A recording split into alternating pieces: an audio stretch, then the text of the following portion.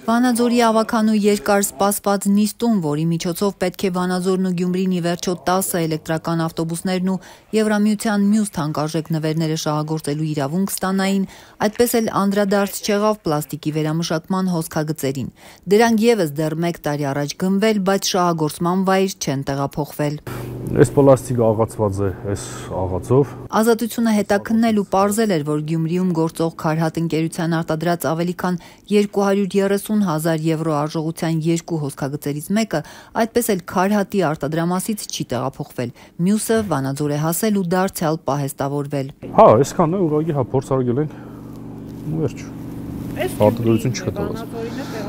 Վանաձորն է տեղափոխվել է Վանաձոր, հա Գյումրին է մնացել է այստեղ Գյումրի։ Եվրամիության դաշինք հանուն կայուն եւ կանաչ կառավարման ծրագիրն իր գովազդներում նշել է, թե Վանաձորում ու Գյումրիում այս հոսքագծերից յուրաքանչյուրը պլաստիկից ու ավազից կարող է օրական արտադրել 1 տոննայից ավել շինարարական սալիկ։ Դրանք կհերիքեին երկու քաղաքների ամբողջ մայթերը սալիկապատելու համար։ Ծրագրի պատասխանատուները հպարտանում էին ծախսը քիչ, արտադրանքը որակով։ Ինքը նաև օգտագործի երկրորդ, երրորդ, չորրորդ անգամ, եթե դուրս չի գալիս ֆորման, գույնը, տարիներ անց ուզում ես փոխարինել եւ այլ,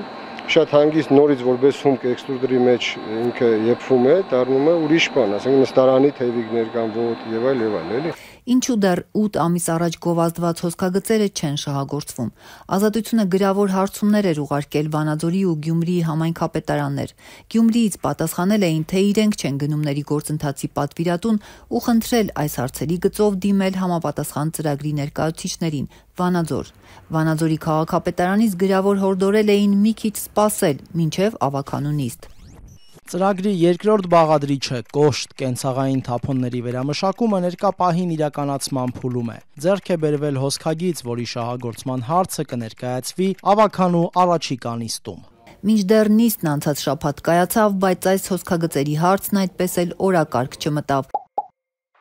Պարզվում է, դեռ անցած տարվա մայիսին էր ավականին ընդունել վերամշակման հոսքագծերն ու Գյումրիի բաժինը նվիրաբերել գործընկեր համայնքին։ Ինչու է համայնքապետարանը թաքցրել այս տեղեկությունը, ինչու հոսքագծերն արտադրած Քարհատ ընկերությունն էլ, Գյումրիի քաղաքապետարանն էլ որևէ լուր չունեին օրական 1 տոննա սալիկ արտադրելու հնարավորությամբ հոսքագծերի ճակատագրի մասին։ Այն դեպքում, երբ դրանցից մեկն արդեն նվիրաբերված էր համայնքին ու լիարժեք շահագործելու հնարավորություն են ունեցել։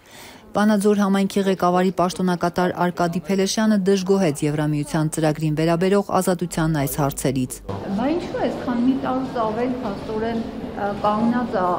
պարոն Փելեշյանը, ինչու՞ չի։ Կարինե ջան, ի՞նչն է ձեր խնդիրը։ Մի հատ պարզ ասեք, ես դες պարզ բացատրեմ։ Մենք ուրախացանք, չէ՞։ Ուրախացաք, բա վերել ենք որ շահագործենք, բայց ինչու է, քան ժամանակ ի՞նչն է խնդիրը։ Կարինե ջան, խոդա մի օրվա, ի՞նչ է, դուք մտածում եք դա մի օրվա գործ է։ Պրոցեսները ընթանում, այսա կաշխատի։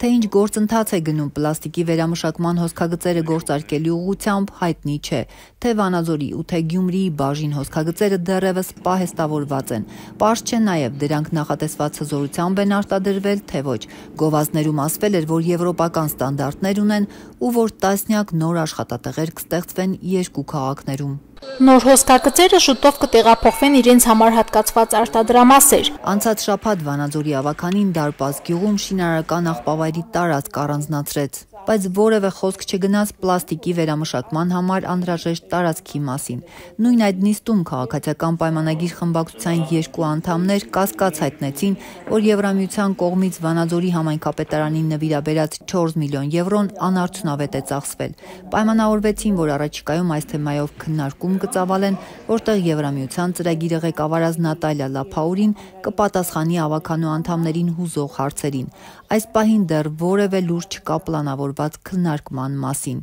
Ավականու անդամները հարցը տվեցին, պատասխանը իրանց տվեց ծրագրի ղեկավարը։ Իրանք պայմանավորվեցին, որ քննարկեն, ճիշտ է։ Իմ մոտ